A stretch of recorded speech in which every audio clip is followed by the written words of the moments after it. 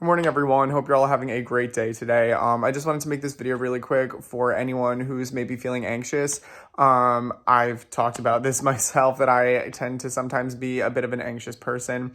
And I find that the times in which I'm getting the most anxious, or I feel like my anxiety is just like spiking, or I'm just not feeling great or worrying about everything in the world, as I think a lot of us tend to do from time to time. It's always whenever I find that my trust in God is starting to kind of not be as strong as maybe it could be. Not trying to diminish anyone's, struggle or anything like that. Obviously, that's not what we're here to do. However, I feel like for me personally, and I know that a lot of people have agreed, that the times in which I'm the most anxious or getting worried about whatever it might be, everything under the sun, it's always whenever I'm really taking my eyes off of God and forgetting that God has everything in his hand. I mean, I hate saying that because it's so cliche, but it's true that really God has everything in his hands. God is on the throne. We need to remember that God has this sovereignty.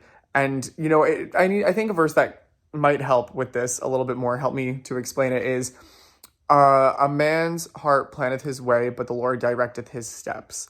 Even when we slip up, or even when we start to get anxious about, will this be okay? I don't know where to turn. I don't know if this is the right decision or not, or anxiety over anything, what if this happens? What if that happens? How all according to God's will, or rather that God can ultimately will it to happen or not happen. And, obviously in life, that does not mean that we are not going to encounter struggles or trials or bad things, because we have to remember that there's also an opposing force at play. But I think that we need to remember that God is ultimately on the throne. And so if anything happens, that God is going to be with us through it. And not only that, but God can use any bad thing for his glory, or to have some good on the other end. Again, like I said before, it doesn't mean that we're never going to experience bad things in life, but through those bad things, one, God can bring us through them, and two, God is the one ultimately on the throne. God doesn't go away when we encounter something bad. So I really hope that this helps whoever needed to hear this. It was just kind of something I was thinking of because I've been a little bit anxious recently. I don't know why, but I've just been having, I'm going to be honest with you guys. I've just been having anxiety about, sorry, I need to adjust my camera, just anxiety about kidney stones.